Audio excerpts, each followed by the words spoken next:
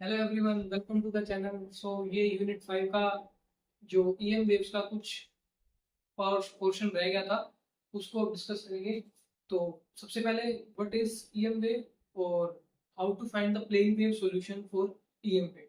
इसमें सिर्फ important topics पे ध्यान देने वाले हैं। So first important topic is plane wave solution. Plane wave का सॉल्यूशन कैसे दिखता है, ठीक है। Second is boundary condition for B, that is magnetic field B, H, T electric field, D displacement vector। इनका बाउंड्री कंडीशन देखना है इन वेक्टर्स पे। And first is plane wave. तो सबसे पहले ये वेक्टर चार्ज से स्टार्ट करते हैं। Charge when charge is stationary, ठीक है, व्हेन चार्ज इज स्टेशनरी तो क्या प्रोड्यूस करता है? Electric field. क्या प्रोड्यूस करता है? Electric field. जब चार्ज मूव करने लगता है, when charge moves with constant velocity, with constant velocity। तुमने ये किया होगा कि हमारे पास एक वायर है, इसके अंदर से इलेक्ट्रॉन फ्लो कर रहे हैं, ठीक है, इलेक्ट्रॉन फ्लो कर रहे हैं, इलेक्ट्रॉन मूव कर रहे हैं विद कांस्टेंट वेलोसिटी। तो क्या प्रोड्यूस होता है? Electric current. इलेक्ट्रिक करंट, ठीक है। फिर तुमने ये भी किया, अगर एक वायर में से इलेक्ट्रिक करंट जा रहा है तो उसके अराउंड एक मैग्नेटिक फील्ड जनरेट हो जाती है। अगर आप अपने थंब को करंट की डायरेक्शन में कंसीडर करोगे तो your curl of fingers will give you the direction of magnetic field. तो इसके अराउंड घूमती हुई मैग्नेटिक फील्ड होगी। और आर डिस्टेंस पे अगर मैग्नेटिक फील्ड निकालोगे तो वो आता है mu naught pi by 2 pi R. R ये जो भी डिस्टेंस है, ठीक है। So this is a constant quantity. ये टाइम पे डिपेंडेंट नहीं है। This is not dependent on time. Time independent है, यानी कि यहाँ जो हमारे पास मैग्नेटिक फील्ड जनरेट होता है इस इलेक्ट्रिक करंट की वजह से, वो टाइम इंडिपेंडेंट है। टाइम इंडिपेंडेंट है एंड कांस्टेंट है। ये देखो, यू नॉट की वैल्यू कांस्टेंट, आई की value constant, 2 constant, pi constant, R constant. मतलब एक अगर आपने पोजीशन फिक्स कर दी तो आर कांस्टेंट हो गया, तो मींस बी आपको क्या देगा? कांस्टेंट। अब अगर चार्ज एक्सेलरेट हो जाए, मींस वो वेरिएबल वेलोसिटी के साथ मूव करने लग जाए, ठीक है, तो क्या होगा?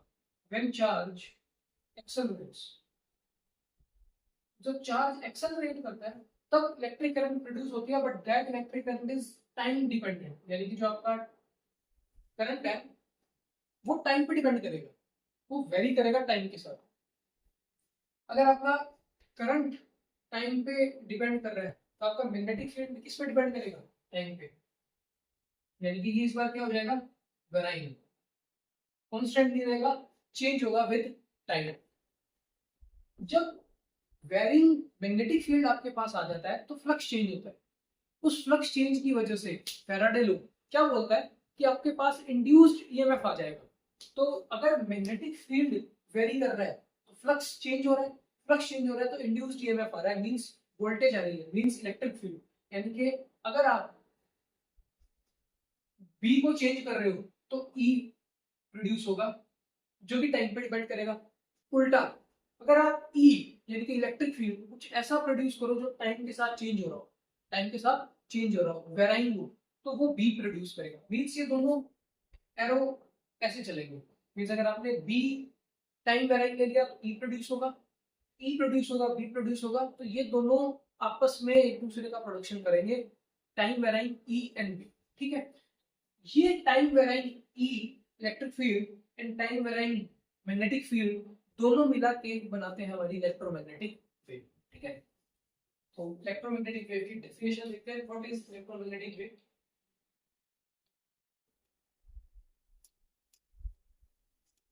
So when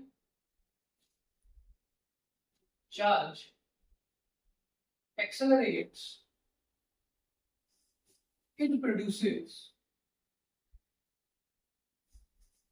time varying, or we can say oscillating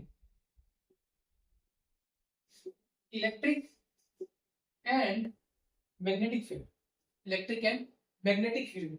When these E and B oscillates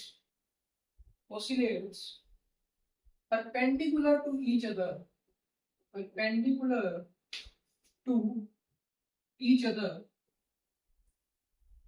then it is called an EM wave.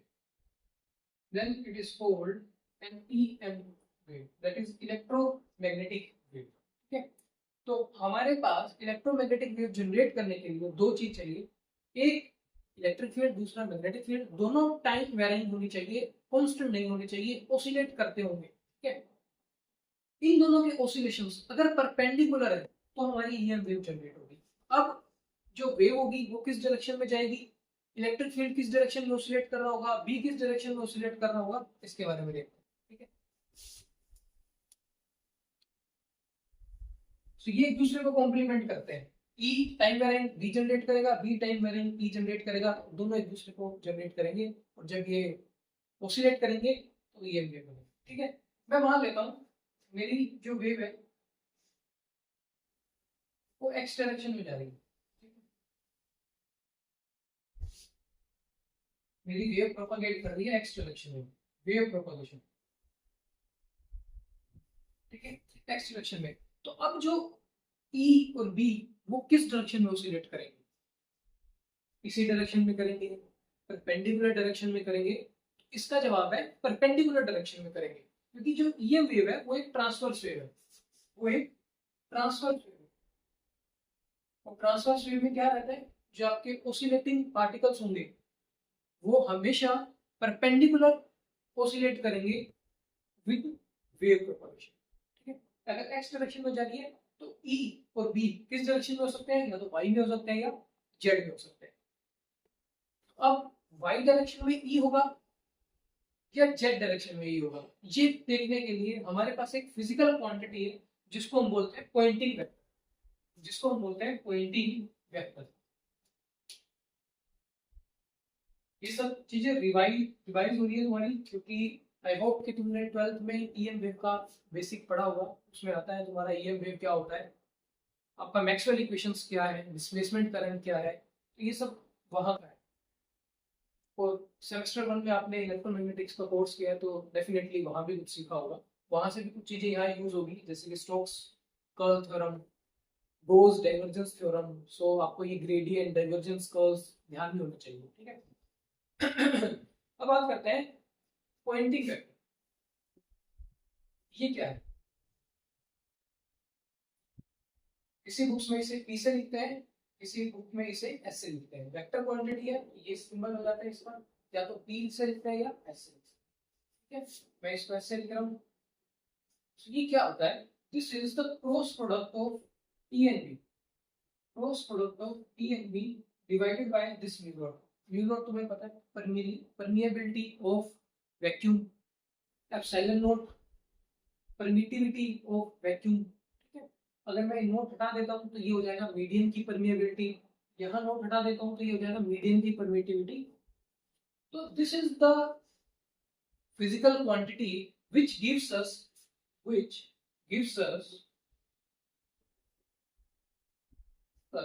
the direction of propagation of it, the direction of propagation of, I hope तुम लोगों को cross product निकालना आता हो। अगर ई cross भी कर रहा हूँ, मुझे ई से स्टार्ट करना है, अपनी फिंगर्स को उधर पॉइंट करना है और अपने इस हैंड को बी की तरफ कर्ल करना है। ठीक है, ई से बी, तो ये जो थंब की डायरेक्शन होगी ये मेरी इस पॉइंटिंग वेक्टर एस की डायरेक्शन हो जाएगी। ठीक है, तो if my E is in Y direction, ठीक है, मान लेते हैं वाई कैप में, बी अगर मेरा जेड कैप में है, तुम्हें पता है वाई क्रॉस जेड क्या देगा, एक्स। आई होप तुम्हें सर्कल ध्यान में होगा कि अगर एक्स का वाई के साथ करेंगे तो जेड मिलेगा, वाई का जेड के साथ करेंगे तो एक्स मिलेगा, जेड का एक्स के साथ करेंगे तो वाई। एंटी क्लॉकवाइज, अगर क्लॉकवाइज करोगे तो माइनस आएगा।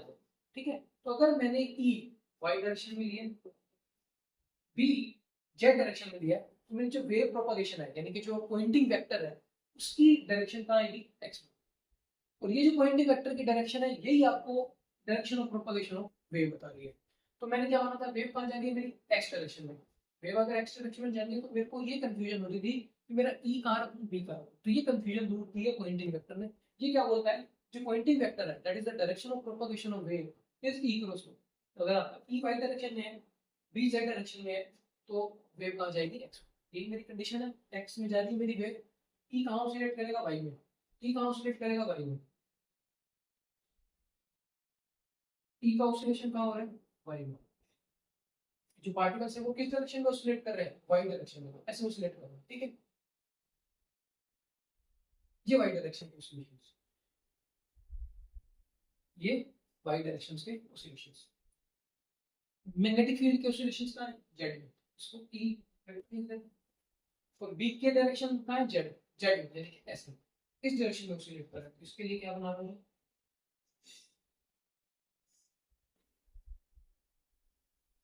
ठीक है।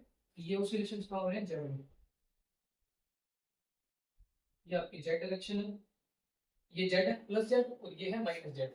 ये प्लस वाई, ये माइनस वाई।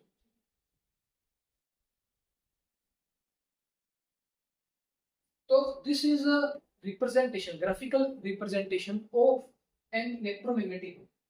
एक इलेक्ट्रोमैग्नेटिक वेव कैसी दिखेगी, ऐसी दिखेगी। वो एक्स डायरेक्शन में जा रही है तो उसका ई वेक्टर ऑसिलेट करेगा वाई डायरेक्शन में, बी वेक्टर ऑसिलेट करेगा जेड डायरेक्शन में। And you can easily find out the direction of propagation of wave using this cross product. किसका क्रॉस प्रोडक्ट करना है, ई क्रॉस।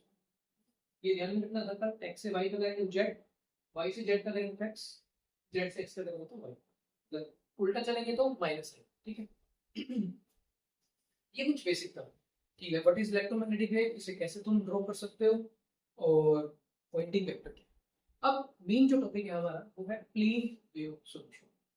अब अगर वेव है, जैसे कि हमने ट्रांसवर्स वेव पढ़ा, लॉन्गिट्यूडनल वेव पढ़ा, तो हमने इनकी इक्वेशन देखी थी, कैसे दिखती थी, ये इक्वेशन थी वेव की, ठीक है। ए साइन ओमेगा टी माइनस के, एसएचएम किया था, एसएचएम की भी कुछ इक्वेशन थी। तो अब सेम मुझे देखना है कि जो इलेक्ट्रोमैग्नेटिक वेव है इसका सॉल्यूशन क्या होगा।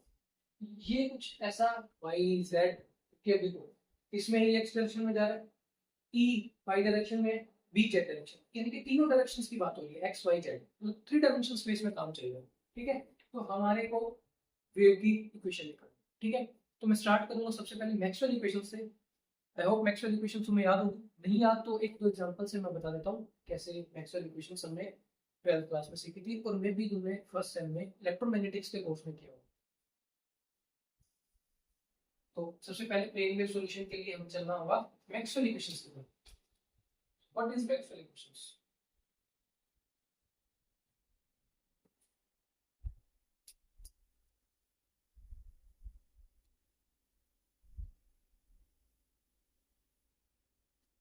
मैक्सवेल्स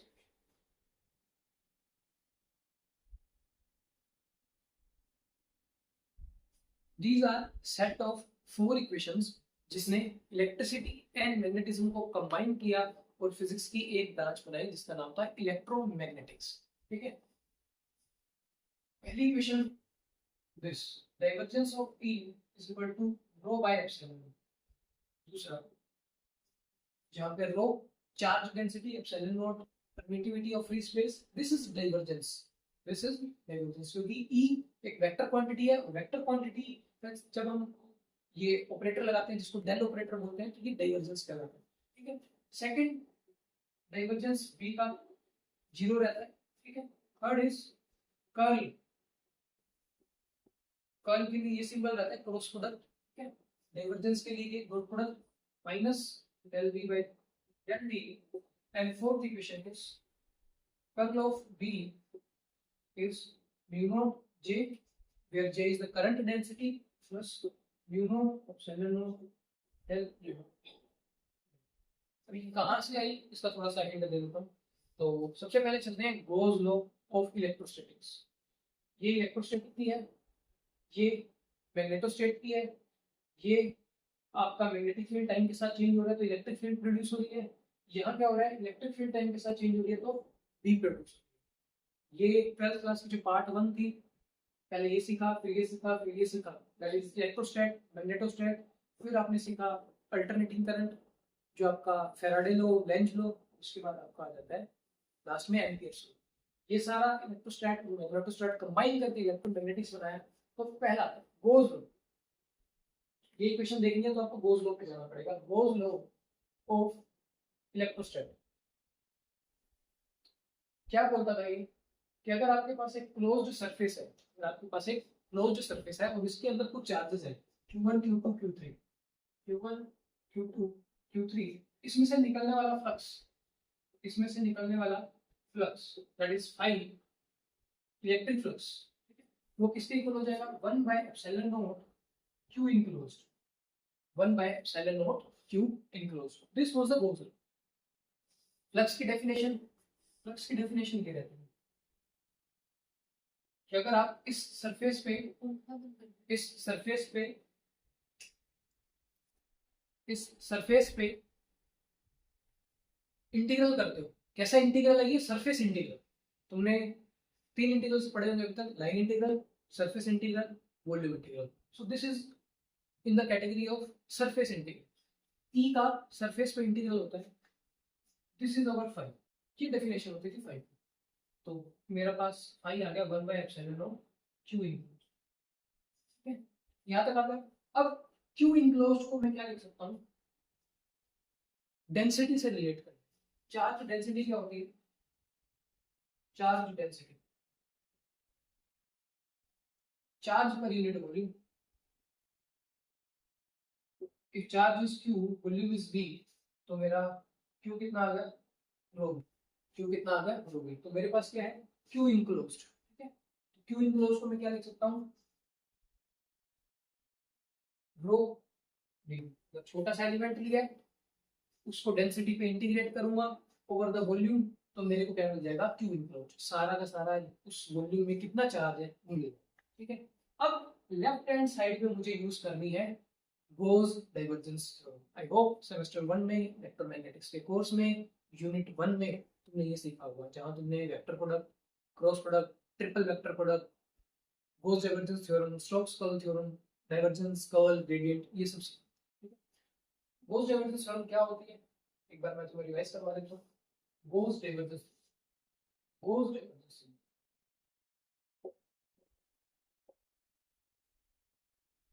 ये गोज डाइवर्जेंस थ्योरम क्या करती है, सरफेस इंटीग्रल को वॉल्यूम इंटीग्रल में कन्वर्ट करती है, सरफेस इंटीग्रल को वॉल्यूम इंटीग्रल में करती है। यानी कि अगर मेरे पास कोई सरफेस है, कोई वेक्टर है ए, जिसका मुझे इंटीग्रल देखना है इस सरफेस पे। अब एक सरफेस है तो डेफिनेटली वो एक वॉल्यूम को इनक्लोज करेगा, दिस इज द। तो गोज डाइवर्जेंस थ्योरम क्या बोलती है, अगर आपने सरफेस इंटीग्रल किया, सरफेस इंटीग्रल किया इस वेक्टर ए का, तो उसे आप कैसे लिख सकते हो, divergence of A, divergence of A means आपने उस वेक्टर का डाइवर्जेंस निकाला, उसके बाद वॉल्यूम पे इंटीग्रेट कर दिया। किस पे इंटीग्रेट कर दिया, ये सरफेस की बात हो रही है, ये volume. Surface integral is converted into volume integral through this divergence, that's why it is called goes divergence, ठीक है। सो यहाँ क्या करेंगे, ई टू डी एस, ई के ऊपर मुझे डाइवर्जेंस लगाना होगा, so it will be converted into volume divergence of E, surface integral किसमें कन्वर्ट हो जाएगा, वॉल्यूम में। और ये देखो डॉट प्रोडक्ट भी खत्म हो गया, डॉट प्रोडक्ट खत्म हो गया। यहाँ क्या था, ए dot D S, dot product, यहाँ डॉट प्रोडक्ट खत्म हो गया, ये डाइवर्जेंस है, ये डॉट प्रोडक्ट नहीं है, दिस इज कॉल्ड डाइवर्जेंस। तो मेरे पास क्या आ गया, अब इसको कैसे सोल्व कर सकते हैं, ये भी डीवी, ये भी डीवी, इसको इधर ले, volume, this is divergence dV minus by epsilon naught rho dV equal to जी। ये भी वॉल्यूम पे, ये भी वॉल्यूम पे, ये डीवी, डीवी कॉमन ले लो, इंटीग्रल वॉल्यूम पे divergence of E minus rho by epsilon not, integral किस पे है, डीवी पे इक्वल टू जी। अब आपने वॉल्यूम इंटीग्रल लिया है, उसे अगर जीरो कर दोगे तो तुम्हारे पास कोलैप्स करेगा, सरफेस ही नहीं बचा, डीवी तो जीरो नहीं हो सकता, क्या जीरो होगा? अगर इसे जीरो करोगे तो divergence of E is equal to rho by epsilon naught. Second, ये भी ध्यान में आ रही होगी, गोज लॉ ऑफ मैग्नेटोस्टैटिक्स। वो क्या बोलता है कि एक क्लोज्ड सरफेस में से मैग्नेटिक फ्लक्स जो निकलता है वो जीरो होता है। क्यों? क्योंकि मैग्नेटिक मोनोपोल्स कदा एग्जिस्ट ही नहीं कर रहे, हर बार डाइपोल करेगा नॉर्थ साउथ नॉर्थ साउथ, तो एक दूसरे को कैंसिल कर देंगे और फ्लक्स क्या हो जाएगा जीरो, क्योंकि नॉर्थ से निकलेगी मैग्नेटिक फील्ड, साउथ में एंटर करेगी, जितनी फ्लक्स जा रही है उतनी फ्लक्स आ रही है। तो एक क्लोज्ड लूप में, एक क्लोज्ड लूप में एक क्लोज्ड लूप में अगर मैग्नेटिक डाइपोल रखा है नॉर्थ साउथ, जितनी फ्लक्स निकलेगी उतनी फ्लक्स वापस आ जाएगी नॉर्थ साउथ। एक लाइन अगर बात की तो एक एंटर कर गई, दो गई तो दो एंटर कर गई, तो क्लोज्ड लूप में से magnetic flux zero, that is 5V क्या होगा? जीरो। जैसे इसको डिफाइन किया था वैसे इसे डिफाइन करते हैं। अब फिर से इस पे गॉस डाइवर्जेंस थ्योरम लगाओ, A डॉट ds डाइवर्जेंस में कन्वर्ट हो जाएगा, ये किसमें कन्वर्ट हो जाएगा? डाइवर्जेंस में। इसमें कन्वर्ट हो जाएगा divergence of V, surface integral volume में कन्वर्ट हो जाएगा जीरो। अब वॉल्यूम तो जीरो हो नहीं सकता, तो क्या जीरो होगा? डाइवर्जेंस। तो ये सेकंड आ गया। ऐसे ही थर्ड के लिए मुझे फैराडे लॉ पे जाना पड़ेगा कि rate of change of flux is equal to the induced EMF, वहां से वो इक्वेशन आएगी, ठीक है, कर्ल वाली। तो उसमें स्टोक्स कर्ल थ्योरम यूज होती है। आई होप आपको ये थोड़ा बहुत रिवाइज हो गया होगा। मेन वो चार इक्वेशंस याद होनी चाहिए, वहां से मैं स्टार्ट करूंगा इसका डेरिवेशन, प्लेन वेव सॉल्यूशन कैसी दिखती है, प्लेन वेव की सॉल्यूशन। सो मैं एक बार फिर से मैक्सवेल इक्वेशंस लिख देता हूँ, क्योंकि मुझे मैक्सवेल इक्वेशंस को ही सॉल्व करना है। फर्स्ट इक्वेशन इज, ये मैक्सवेल इक्वेशंस की डिफरेंशियल फॉर्म है, इनकी इंटीग्रल फॉर्म भी होती है, बट उससे हमें कोई मतलब नहीं है अभी। दूसरा, divergence of B zero, third curl of P minus del B by del T, and fourth is curl of D is mu naught j plus mu naught epsilon naught del E by।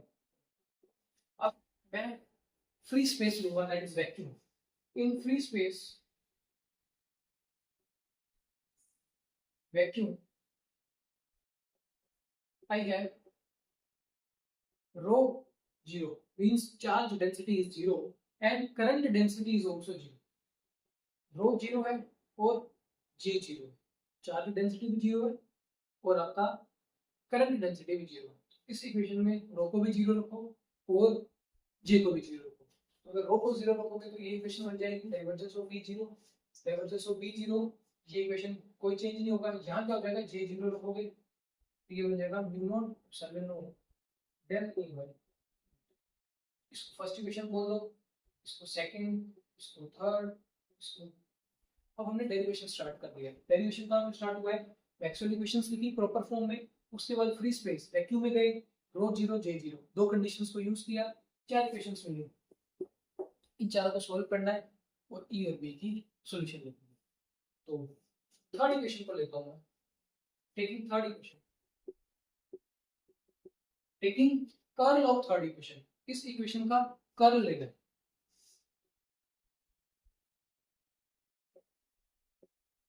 Means क्या करना है? इसका curl लूंगा del cross del cross, ये curl का vector है, curl का operator, ठीक है, डेल ऑपरेटर होता है ये।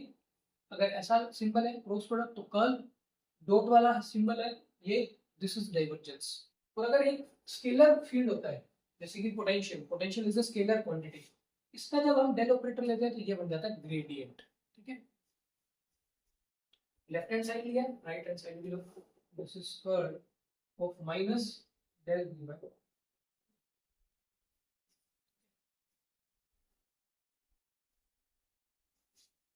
इसके लिए मुझे रिलेशन यूज करना पड़ेगा, दिस इज ट्रिपल प्रोडक्ट।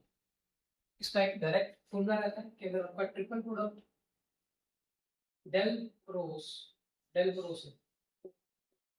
अगर ऐसा कुछ है तो वो क्या हो जाएगा? यहाँ क्या है? ए का कर्ल है ना, ए का डाइवर्जेंस बन जाएगा, ए का डाइवर्जेंस बन जाएगा। अब किसी चीज का आप डाइवर्जेंस ले लोगे तो वो एक स्केलर बन जाएगा, वेक्टर वेक्टर, दो वेक्टर का डॉट प्रोडक्ट स्केलर, स्केलर बन गया। स्केलर का आपको क्या करना पड़ता है, gradient minus del square. Del square A means A का दो बार आपने डेल ऑपरेटर यूज किया है, इस दो बार ऑपरेटर यानी कि डेल स्क्वायर को हम बोलते हैं लाप्लासियन। लाप्लासियन लाप्लासियन, ठीक है। अब नेम्स हैं ऑपरेटर के, this is gradient, this is curl, this is divergence, this is Laplacian. तो यहां अप्लाई करता हूं इसको, ए की जगह मेरे पास क्या है, E minus del square E बराबर में ये है स्पेटियल ऑपरेटर, मींस स्पेस पे ऑपरेट करता है, एक्स वाई जेड पे ऑपरेट करता है। ये टाइम ऑपरेटर, बी का differentiation with respect to time, क्योंकि जो आपका मैग्नेटिक फील्ड इलेक्ट्रिक फील्ड है वो स्पेस में भी वेरी कर रहा है एक्स वाई जेड में, और टाइम में भी वेरी कर रहा है। तो ये स्पेस टाइम दोनों में वेरी कर रहा है, ये ऑपरेटर है टाइम पे, ये ऑपरेटर है स्पेस पे। तो मैं इनको इंटरचेंज कर सकता हूँ, कोई फर्क नहीं पड़ेगा कि स्पेस वाला ऑपरेटर पहले अप्लाई कर दूं, टाइम वाला बाद में कर दूं, या टाइम वाला पहले कर दूं, स्पेस वाला बाद में कर दूं। तो मैं इसको क्या लिख सकता हूँ, ये minus del by del T को मैं बाहर ले सकता हूँ, ये जो कर्ल है वो बी पे लगा सकता हूँ। कर्ल किस पे लगा सकता हूँ, कर्ल मैंने बी पे लगा दिया। देखो ये divergence of A, first equation क्या कहती है, डाइवर्जेंस ऑफ ई जीरो है, डाइवर्जेंस ऑफ ई जीरो है, ये क्वांटिटी मेरी जीरो है। मेरे पास क्या बचा, minus del square E is equal to minus del by del T, curl of B, curl of B कितना है, mu naught epsilon naught del E by, curl of B कितना है, mu naught epsilon naught del E by del T.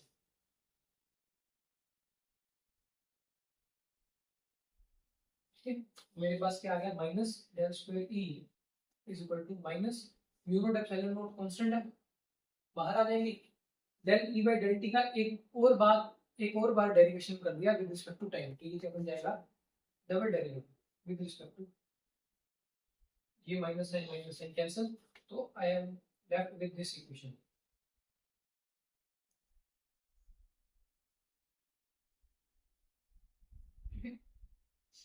Similarly जैसे मैंने ई के लिए किया है, अब मैं बी के लिए करता हूँ। तो जैसे मैंने इस इक्वेशन का कर्ल लिया था थर्ड का, अब मुझे क्या करना है, फोर्थ इक्वेशन का कर्ल लेना है और सेम प्रोसीजर फॉलो करना है। ठीक है, फिर से फॉलो करते हैं इस प्रोसीजर को, ये मैं हटा देता हूँ। देख लो डाइवर्जेंस ऑफ बी जीरो है, ये ध्यान में रखना बस। अब मुझे क्या करना है, फोर्थ इक्वेशन का कर्ल लेना है, fourth equation, taking curl of fourth equation,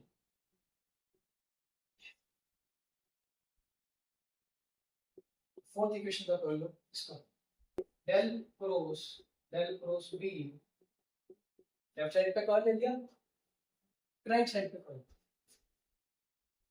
mu naught epsilon naught del E by del T. यहाँ पे कर्ल ऑफ बी, इसको फिर से इस फॉर्मूले से रिप्रेजेंट करेंगे, डाइवर्जेंस ऑफ ए उसका ग्रेडियंट माइनस लाप्लासियन ऑफ ए, यहाँ क्या होगा, माइनस लाप्लासियन ऑफ ए, ये स्पेस पे ये टाइम पे, तो बाहर आ जाएगा, म्यू नॉट एप्सिलॉन नॉट तो कांस्टेंट है, बाहर आ जाएगा, डेल बाय डेल टी बाहर, कर्ल हो जाएगा ये, इंटरचेंज कर दिया, डिफरेंशियल ऑपरेटर बाद में अप्लाई कर दिया, कर्ल पहले अप्लाई कर दिया। ठीक है, divergence of B zero by second Maxwell equation, minus del square B is equal to mu naught epsilon naught curl of E, curl of E कितना था, third equation, curl of E था minus del by del T, curl of E था minus del B by del t, that is the time derivative of B. तो मुझे क्या करना है, इसकी जगह ये रखना है, minus del square B is equal to mu naught epsilon naught del by del T, तो ये हो जाएगा, दैट इज माइनस माइनस, यहाँ पे माइनस साइन, ये minus sign cancel, that is I am left with equation del square B is equal to mu naught epsilon naught del square B.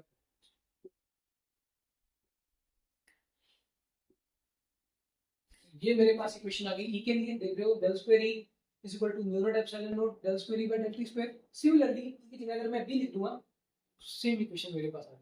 ई और B के लिए मैंने स्पैटियल ऑपरेटर में और time operator में इक्वेशन निकाली। यहाँ देख रहे हो डबल डेरिवेटिव है स्पेस के साथ, इसको लाप्लासियन ऑपरेटर बोलते हैं। ये डबल डेरिवेटिव है with respect to time. Partial क्यों है? क्योंकि बी दोनों पर डिपेंड कर रहा है, स्पेस पे भी टाइम पे भी। तो जब हम एक्स वाई जेड तीन अगर मेरे पास वेरिएबल है और मुझे एक्स के साथ लेना है तो हमेशा पार्शियल लेंगे, वाई और जेड क्या हो जाएगा, कांस्टेंट। अब मुझे इन दोनों इक्वेशंस को देखना है कि कैसे मैं इसको वेव से रिलेट कर सकता हूँ। ठीक है,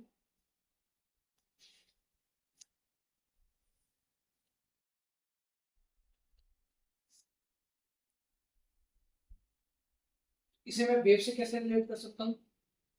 जो हमने ट्रांसवर्स वेव की इक्वेशन लिखी थी मैं वो लिखता हूँ और इन दोनों का रिलेशन बताता हूँ कैसे रिलेट करेंगे इसको हम ट्रांसवर्स वेव के साथ।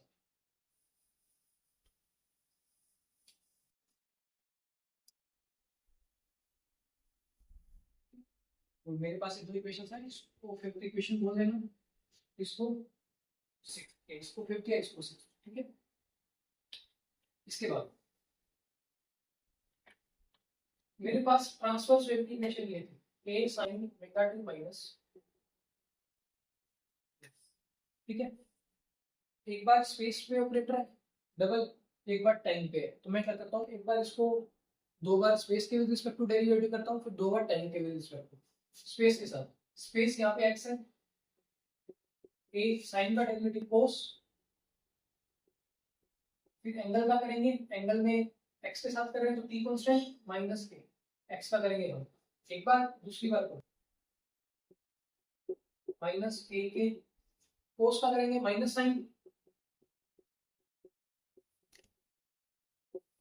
फिर से एंगल का t का तो जीरो, x का करेंगे वन, ये आ गया minus minus plus minus minus a के square sine omega t minus, ये आ गया स्पेस के साथ। ये जो डेल स्क्वायर है ना, इसमें तीनों आते हैं, एक्स वाला भी आएगा, वाई वाला भी आएगा और जेड वाला भी आएगा। तो अगर मैंने एक के लिए निकाल दिया तो दूसरे और तीसरे के लिए अपने आप ठीक हो जाएगा, एक्स के लिए हो गया तो वाई और जेड के लिए भी हो जाएगा। ठीक है, अब टाइम के साथ करते हैं। ठीक है, अब इसको टाइम के साथ करते हैं। टाइम के साथ क्या आएगा, del Y by del T, एक साइन का कर देंगे कोस टी ओमेगा, फिर से तो ए ओमेगा, कोस का करेंगे माइनस साइन, फिर से ओमेगा, ये आ गया हमारे पास minus A omega square sine omega T minus. ठीक है, ये भी आ गया, ये भी आ गया, del square Y by del X square, del square Y by del T square.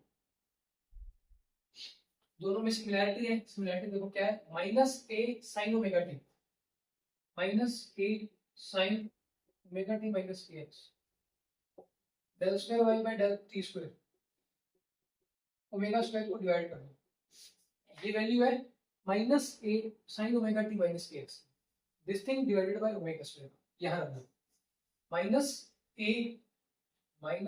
A sine omega T minus K X की वैल्यू कितनी है, 1 by omega square del square Y by del T square, del square Y by del T square.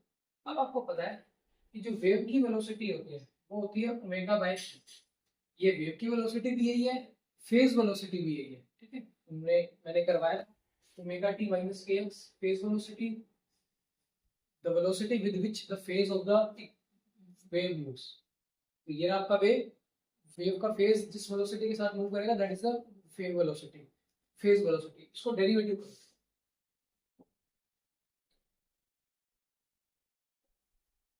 Omega is equal to के, B कितना आ गया omega by two, B कितना आ गया omega by two, यानी कि मेरे पास क्या है K square by omega square that is 1 by V square. तब ये देखो ये और ये इक्वेशन सेम बैठ रही है, ये और ये इक्वेशन सेम बैठ रही है।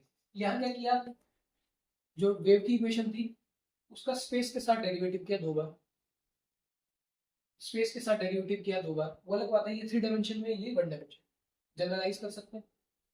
टाइम के साथ डेरिवेटिव किया 2 बार, टाइम के साथ डेरिवेटिव किया 2 बार, साथ में क्या आ रही है, वेलोसिटी, यहाँ क्या है, म्यू नॉट एप्सिलॉन। इसका मतलब ये जो हमारी इक्वेशन बन रही है, ये किसकी इक्वेशन है, ये ट्रांसवर्स वेव की इक्वेशन है, ये ट्रांसवर्स वेव की इक्वेशन, और ट्रांसवर्स वेव की इक्वेशन है, तो इसकी वेलोसिटी कितनी है, v square 1 by V square, 1 by V square कितना है, mu naught epsilon naught, 1 by V square कितना है, mu naught epsilon naught, that is v is 1 by mu naught epsilon naught. जब म्यू नॉट की वैल्यू रखो, ध्यान में कितनी होती है, mu naught is 4 pi into 10 का पावर -7, एप्सिलॉन नॉट 8.85 into 10 का पावर -7। इसको जब सोल्व करोगे तो ये आएगा 3 into 10 का पावर 8 मीटर पर सेकंड, यानी कि c, यानी कि जो आपकी ईएम वेव है, या तो v की बात करो या e की बात करो, वो किसके साथ मूव कर रही है, किस स्पीड के साथ मूव कर रही है, c के साथ।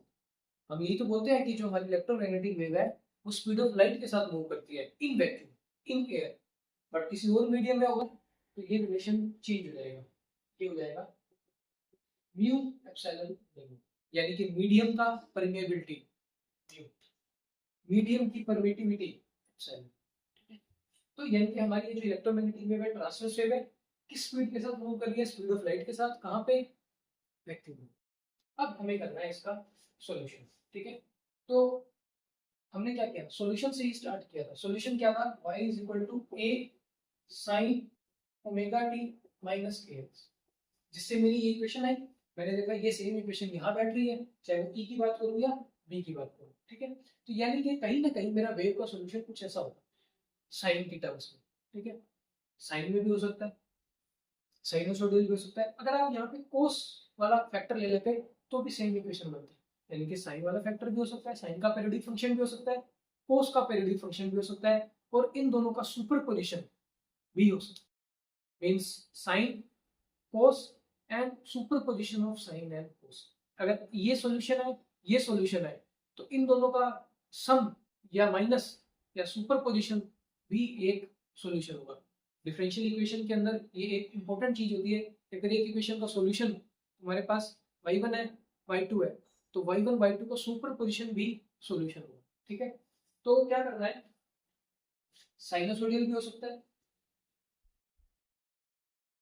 और कोस वाला फैक्टर भी हो सकता है, और combination of sine and cosine, combination of sine and cosine. तो हम लेंगे यहाँ पे कॉम्बिनेशन, क्योंकि हमें जनरल सॉल्यूशन लेना है। हमें क्या लेना है, general solution, general plane wave solution.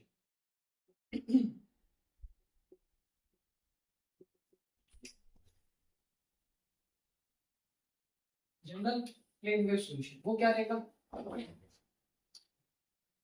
ये किस डायमेंशन में है, 1 डायमेंशन, x, ठीक है, इसमें x आ रहा है 1 डायमेंशन, y पार्टिकल का सॉल्यूशन दिखा रहा है। अब हम बात करें 3 डायमेंशन में, x भी y भी z भी, तो मुझे क्या करना होगा, 3 डायमेंशन में जाना होगा। 3 डायमेंशन में हम क्या लिखते हैं, r vector, x i cap y j cap plus z, ठीक है।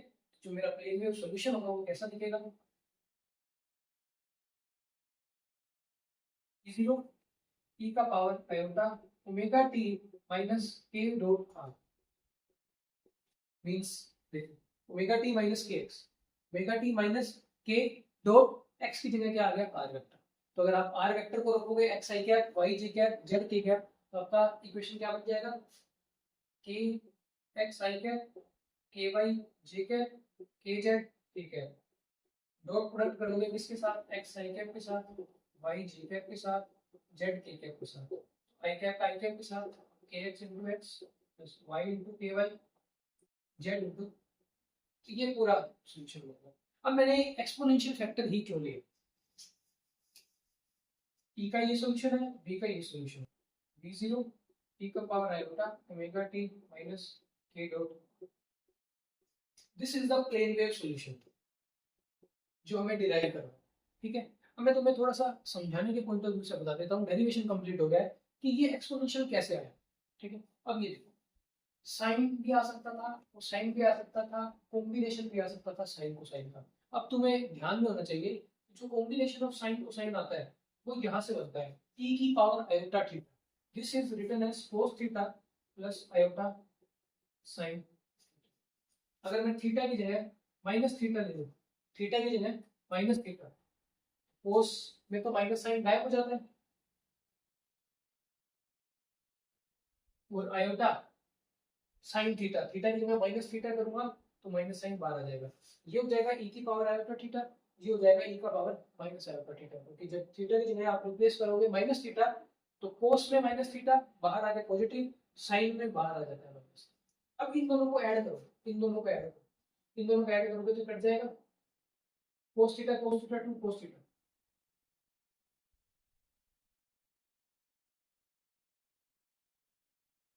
दोनों को सब्ट्रैक्ट करोगे तो sin थीटा आ जाएगा। मींस sin और cosine को हम एक्सपोनेंशियल में रिप्रेजेंट कर सकते हैं। इसीलिए जो कॉम्बिनेशन बनेगा sin और cosine का, sin और cosine का जो कॉम्बिनेशन बनेगा वो कुछ एक्सपोनेंशियल बनेगा। एक्सपोनेंशियल e का पावर आयोटा थीटा, थीटा ये क्या है मेरा phase, omega t minus k dot r, ये है मेरा प्लेन वेव सॉल्यूशन, ठीक है। तो मैंने स्टार्ट किया था मैक्सवेल इक्वेशन से। याद रखना है मैक्सवेल इक्वेशन, फ्री स्पेस में काम करना है, रो और सिग्मा, रो और J, that is charge density, current density, जी। उसके बाद कर लिया थर्ड इक्वेशन का, फोर्थ इक्वेशन का, और सोल्व करते हैं। ये मेरा आ गया आपका प्लेन वेव सॉल्यूशन। मुझे ये भी पता लग गया स्पीड सी की स्पीड के साथ मूव कर रहा है, ठीक है। ये था फर्स्ट, और ये मैंने आपको इंटरनल में भी दिया था because this is important. Next video होगा इसमें boundary condition for B H E D. तो हम क्या करेंगे, बी के लिए निकाल लेंगे, ई के लिए निकाल लेंगे। अगर आपने ई के लिए निकाल लिया तो डी के लिए भी आ जाएगी, बिकॉज बी कुछ नहीं होता, एप्सिलॉन नॉट ई होता है। तो अगर ई की निकाल ली तो डी की आ जाएगी। फिर निकालेंगे बी की, बी की आ जाएगी तो एच की आ जाएगी, because H is nothing but B by mu naught. Mu naught epsilon naught तो कांस्टेंट है, इनसे कोई फर्क पड़ेगा नहीं। बी की निकालेंगे, ई की निकालेंगे, फिर एच और बी की सेम हो जाएगी, ठीक है। नेक्स्ट टॉपिक ये होगा,